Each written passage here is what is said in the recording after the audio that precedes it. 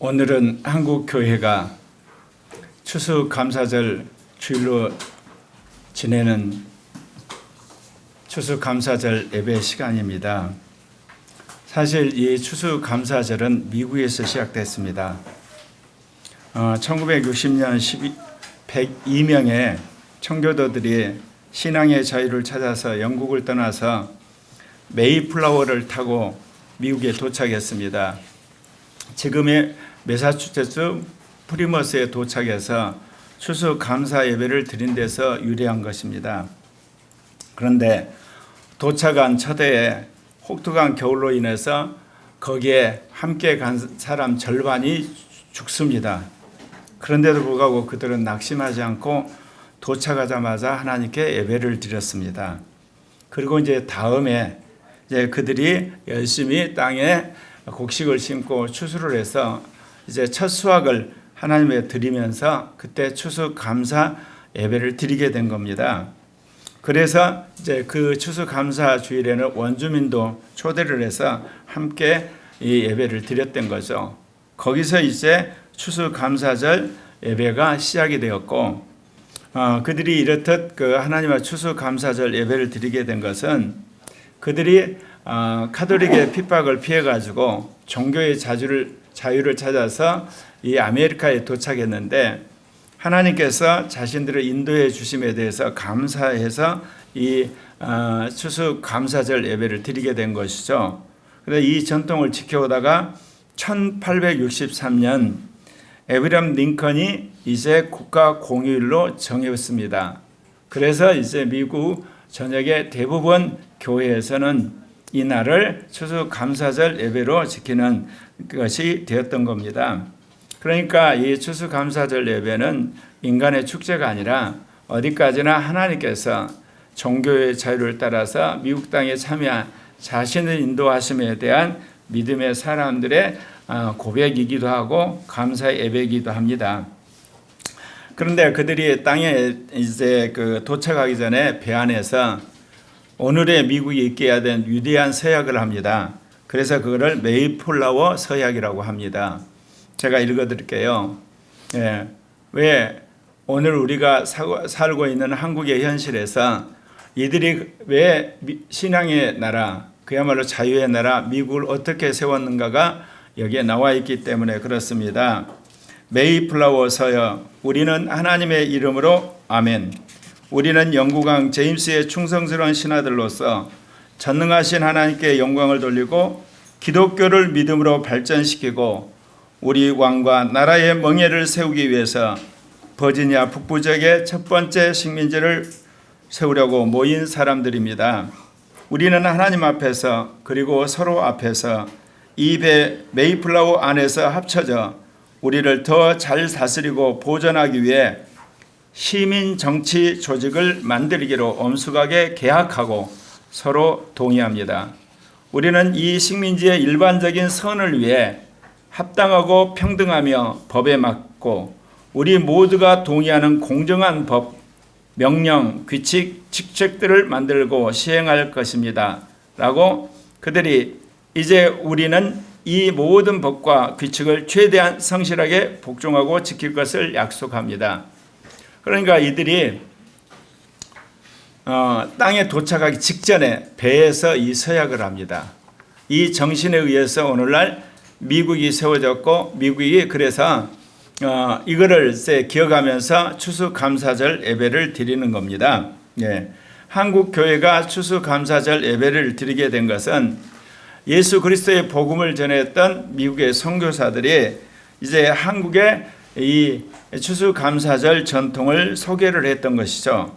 그래서 미국 성서에 의해서 소개됐던 이 추수감사절이 1905년을 전후를 해서 한국 교회 안에 이제 뿌리를 내리게 되고, 그래서 매년 11월 셋째 주일에 추수감사절 예배를 드리게 되었던 겁니다.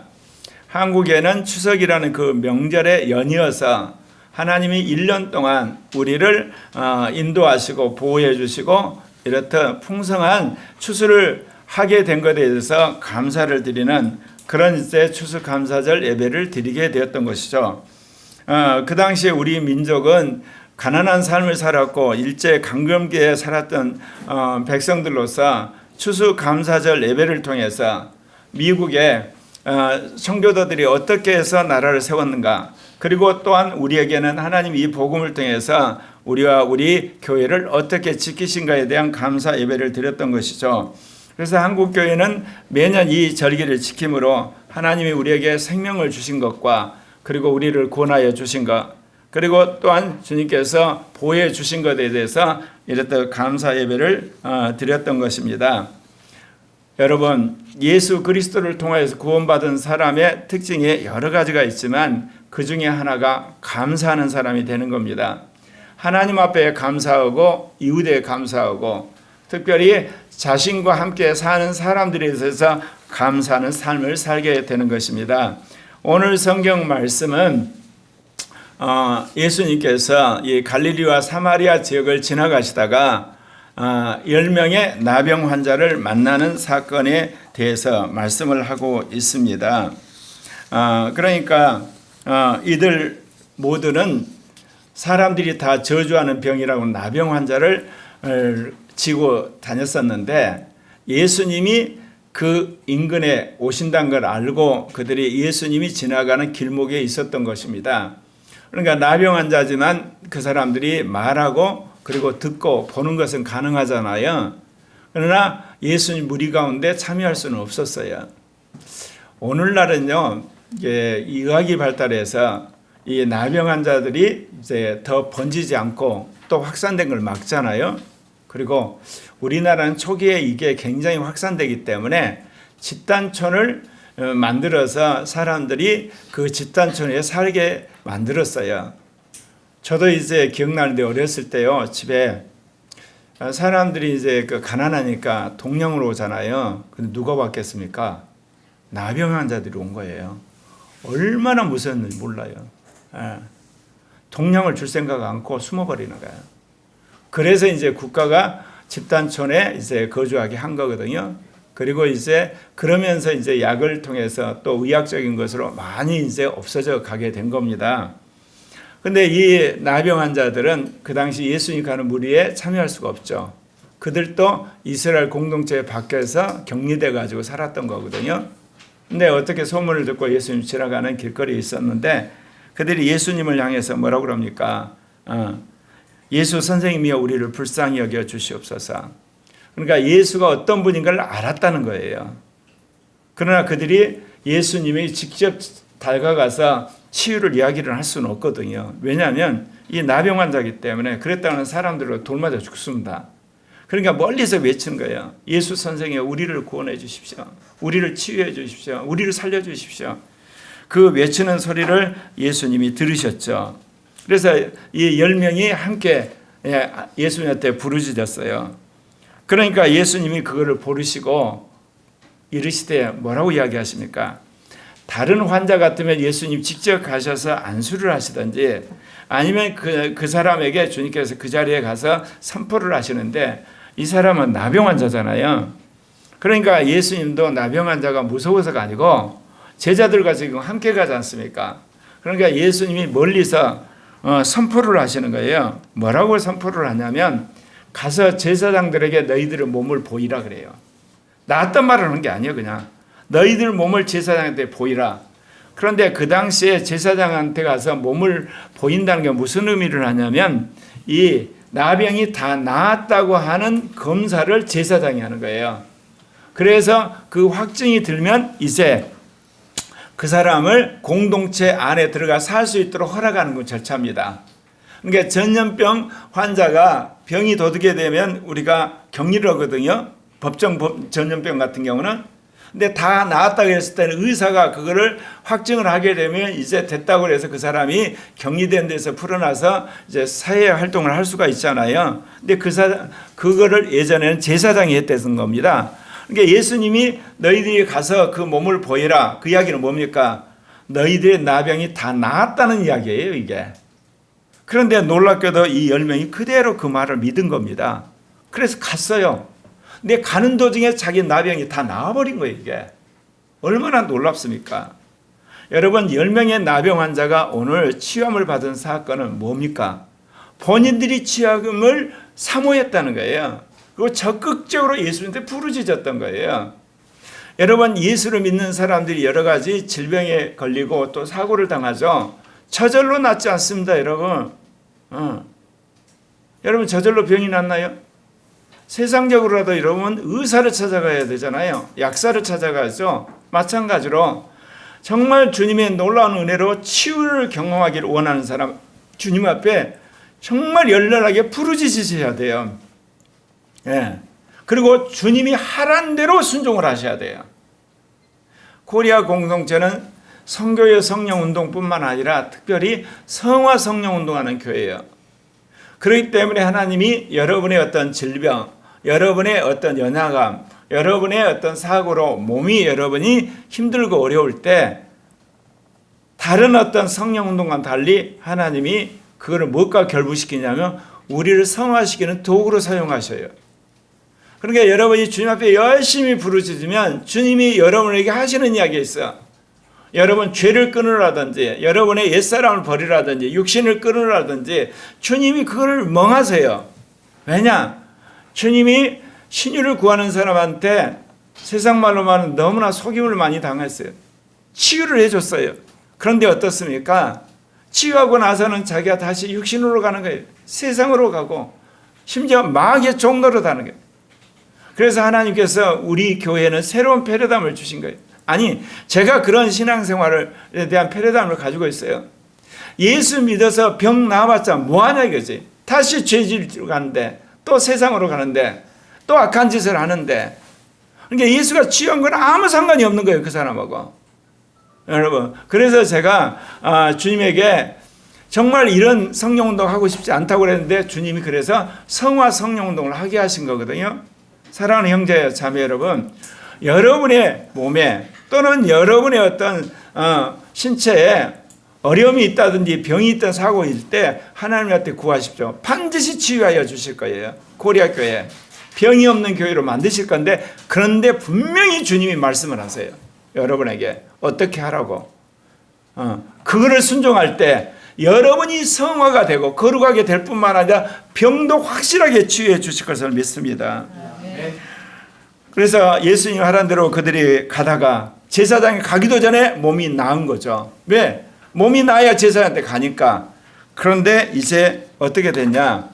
10명 중에 1명만이 예수님에게 돌아와서 그 몸을 보였다고 이야기합니다. 근데 그 사람이 누구냐? 사마리아 사람이에요. 하나님께 영광을 돌리고 예수님이 돌아와서 이제 감사를 드렸어요.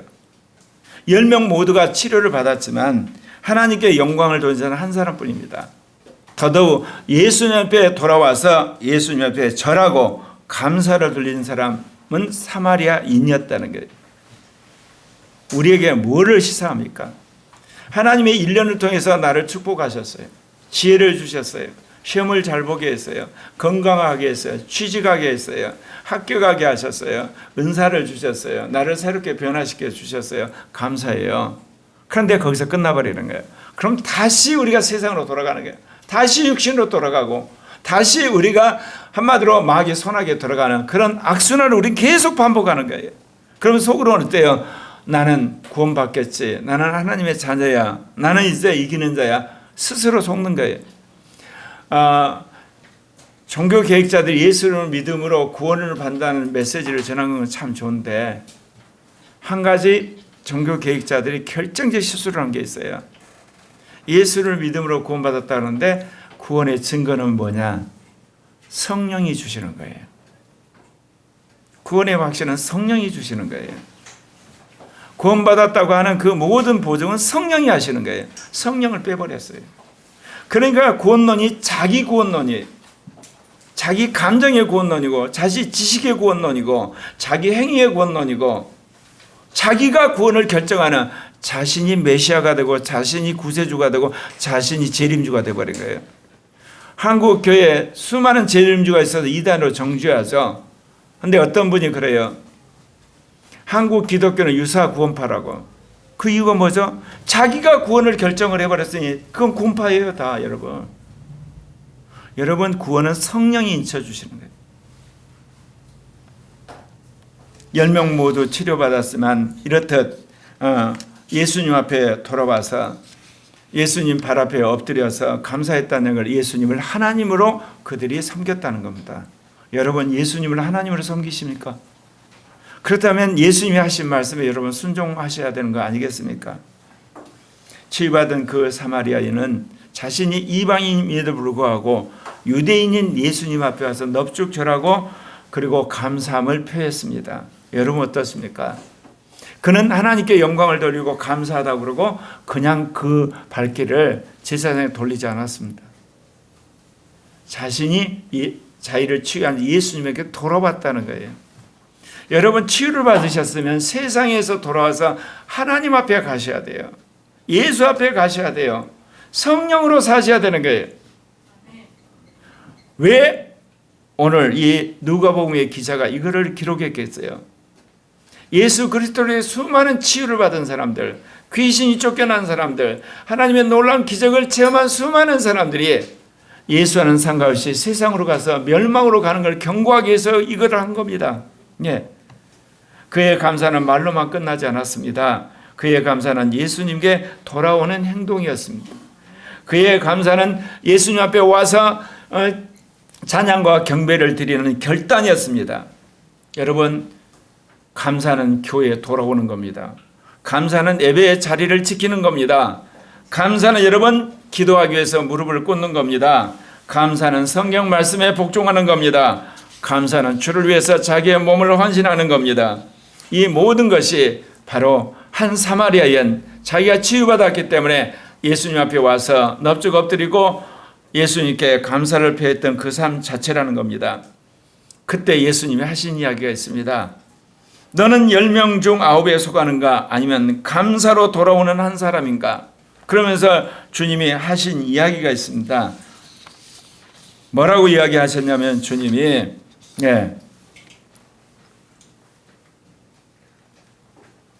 10사람이 다 깨끗함을 받지 아니하였느냐? 그 9은 어디 있느냐? 몸만 깨끗해지고 끝난 거예요. 돈만 벌고 끝나고, 합격만 하고 끝나고, 그리고 자기 건강해지고 끝나고, 그리고 졸업하고 끝나고. 주님이 이 말 속에는 뭐예요? 너희들이 그렇게 나병 환자로 치유함 받은 지를 무슨 소용이 있느냐?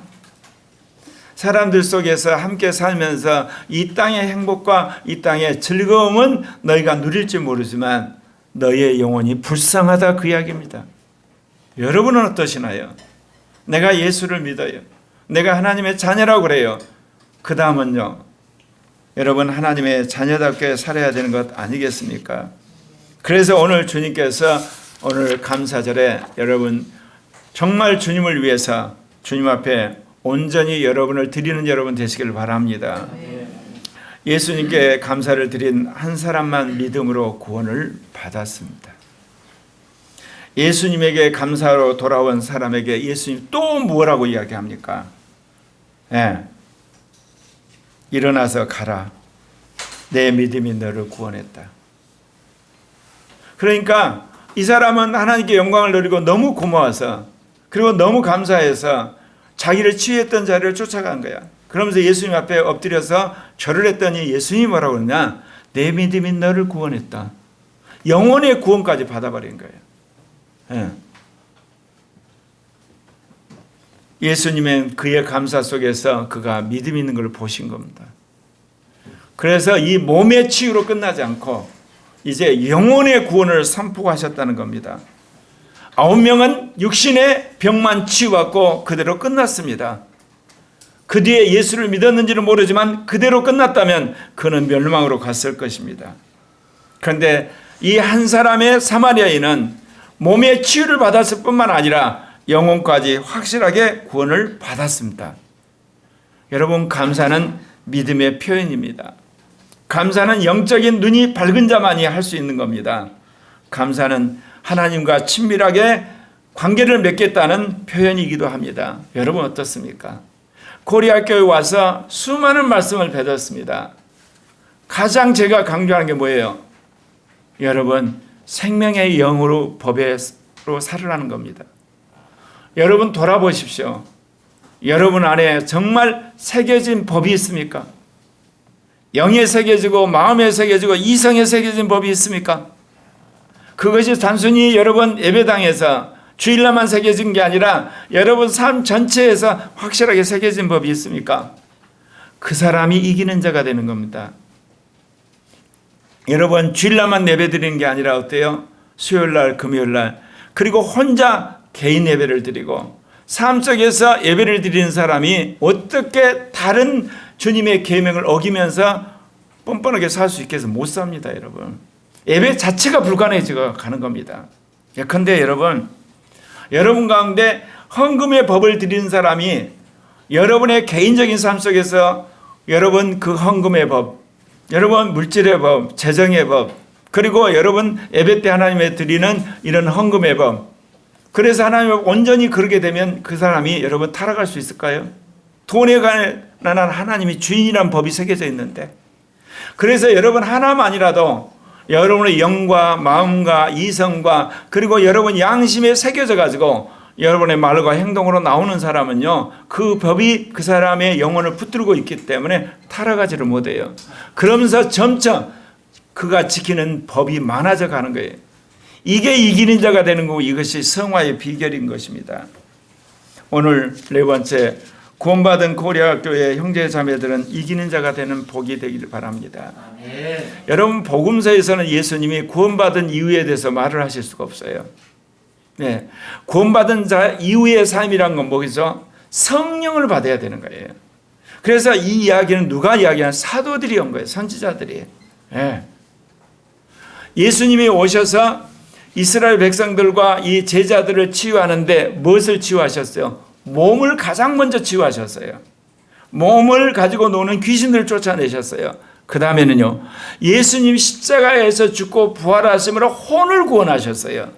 그 다음에는요, 예수님이 부활할 제자들에게 성령을 부어놓으심으로 이제 영을 거듭나게 하셨어요. 영이 거듭난 사도들로 말미암아 오늘날 교회가 세워진 거예요. 물론 영이 거듭난 게 제일 중요하죠. 그리고 혼이 이제 성화되어 가고, 그 다음 우리 몸이 치유되는 거, 영혼 몸의 온전한 구원받은 하나님의 사람이 되기를 원하시는데, 그러려면 어떻게 하셔야 되겠습니까? 성령 안에서 이기는 자가 되셔야 되는 겁니다. 여러분, 주님이 이 놀라운 진리를 우리에게 확인을 시키고 새겨주신 겁니다. 그래서 복음서는 뭐냐? 예수님 앞에 나와서 부르짖었어요. 병이 나왔어요. 근데 9번 떠나갔어요. 세상의 길로 가버린 거예요. 한 명이 예수님 왔어요. 구원을 받았어요. 그 다음은요, 성령을 받은 자의 이기는 자가 되셔야 되는 거예요. 예. 여러분, 이기는 자가 되지 않으면 여러분 전부 멸망의 길로 가는 겁니다. 종교 계획자들이 어떻게 하면 하나님의 백성이 되는가, 어떻게 하면 천국에 입문하는가, 어떻게 하면 어린 양의 생명책에 기록이 되는가만 가르친 거예요. 그 다음에 성령 안에서 어떻게 살아야만 이기는 자가 되는 것. 다른 말로 말하면 어때요? 생명책에 지워지지 않는 게 마지막 천국에 들어갈 수 있는 권한, 하나님이 이 땅에서 택한 자라고 지켜주는 자가 되는 비결, 그것은 성령 안에서 가능한 거예요. 개신교가 왜 이렇게 돼버렸습니까? 종교 계획자들이 성령 안에 사는 삶을 가르치지 않았기 때문에 그래요. 그래서 주님께서 늦은 비 성령 시대 제3의 교회를 세우셔서 이제 마지막 종기부를 찍게 하신 거예요. 예수를 믿는 순간부터 죄산받고 그렇게 의롭게 되었어요. 이름 석자 여러분 어린 양의 생명책에 기록이 됐어요. 그리고 여러분 영 거듭났어요. 이제는요, 이기는 자가 되셔야 돼요. 그런데 여러분 신앙생활 해보시면 알겠지만 이기는 자가 되기 전에 수없이 패배하는 자가 되는 거예요. 예. 주일 성수한다고 그랬는데 어때요? 친구 결혼식이라고 가요. 주일 성수하 그런데 아파요. 퍼 잡아래요 그냥. 주일 성수하 그런데 학원 한다고 학원 가버려요. 주일 성수라고 회사에서 무슨 이렇게 체육대회를 가버려요. 주일 성수 하고 나면 됐다. 여러분, 그러면 주님 뭐라 그래요? 아까 말한 것처럼 예배의 법을 새기셨으면 그 다음 여러분 자연스럽게 수요 예배에 나오게 하세요. 금요 예배에 나오게 하세요. 여러분 날마다 퀴티하게 만드세요. 그리고 나서 어때요? 회사에서 기회 있을 때마다 회사를 위해서 기도하게 하세요. 가정에 오면 가정이 같이 예배드리면서 하나님 앞에 예배드리게끔 하여요. 왜? 예배의 법이 새겨졌기 때문에. 근데 우리는 예배의 법이 새겨진 게 아니에요. 주일날 그냥 예배 나오는 거예요, 여러분. 예. 성경에서 말하는 신약시대 영의 법과 이 마음의 법과 이성에 새겨진 법이 그런 거예요. 여러분 영에 새겨진 법, 마음에 새겨진 것, 그리고 여러분의 이성에 새겨진 법이 어떻게 나타나겠어? 생각으로, 말로, 행동으로 나타난단 말입니다. 근데 여러분 주일날 나오는 것을 주일 예배 법이 새겨졌다고 생각하세요? 천만을 그냥 주일날 나오시는 거예요. 이제 문턱에 들어오신 거예요. 예. 제가 그랬죠. 기도의 법이 새겨졌다. 기도의 법이 새겨진 사람은 어떻게 했습니까? 예. 아침에 일어나서 기도해요. 직장에 가서도 기도해요. 점심시간에도 기도해요. 끝나고서 기도해요. 수요 예배에 와서도 기도해요. 금요 예배에 나와서도 기도해요. 그리고 주일날도 와서 기도해요. 그래서 그 사람은 기도의 법이 새겨졌기 때문에 나의 모든 것은 내 마음대로 되지 않는다는 거, 내 뜻대로 안 된 거 알기 때문에 기도한다는 겁니다.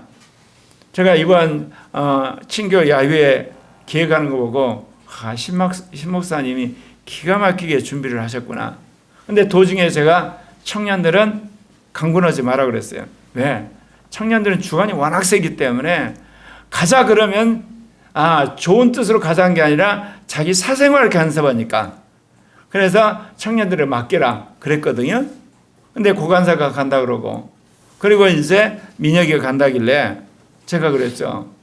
이제 은혜까지 가고, 그래서 마지막 그래도 남은 사람이 이제 은상이고 마지막 가게 된 거거든요. 그래서 청년들은 알아서 자발적으로, 그리고 감동해서, 그래서 온 형제자매들이 가게 됐는데, 제가 예전 같으면 하나님이 하셨으니까 그냥 야유회 갔다 오다 그런데 제가 바뀐 게 있어요. 마귀가 우리 교회를 지금 공격하기 시작할 거거든요. 하고 있어요. 한 사람이라도 가서 다치거나 차 하나 더 펑크를 나거나, 또는 가가지고 거기 있는 사람들과 볼상 사람은 어떤 트러블이 생겨가지고 기분 확 배려버린 사건이 없도록 저도 정말 열심히 기도했어요. 신목사님과 여러분들이 열심히 기도하고 정말 처음부터 끝까지 만 24시간 정말 은혜롭게 끝났거든요. 그게 뭐냐? 제 안에 기도의 법이 세워지기 시작한 거예요. 사랑하는 형제 자매 여러분, 법이 새겨지셔야 돼요. 여러분 하나님 앞에서 여러분 어떻습니까? 믿음의 법이 새겨지면 어때요? 구원받는 믿음만 여러분 하는 게 아니에요. 돈 버는 것도 믿음으로 해요.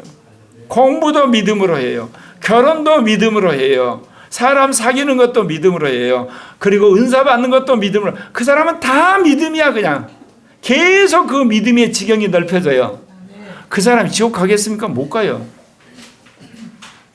내가 오늘 여러분에게 이 말씀 드린 것은, 여러분들에게 법 이야기를 했더니 여러분은 법이다 그래 놓고 자신이 한 가지 지키는 정도를 법으로 생각하세요. 법은 여러분, 여러분의 영, 여러분의 믿음, 여러분의 마음, 양심, 이성, 그 다음에 여러분의 입술, 행동까지 그 법이 죄에다 새겨진 걸 말하는 거예요. 네. 그럴 때 법이 새겨졌다고 이야기한다니까요. 감사에 이게 법이 새겨진 사람은 어떻겠어요? 오늘 가서 과장한테 한 소리 들었는데도 감사해.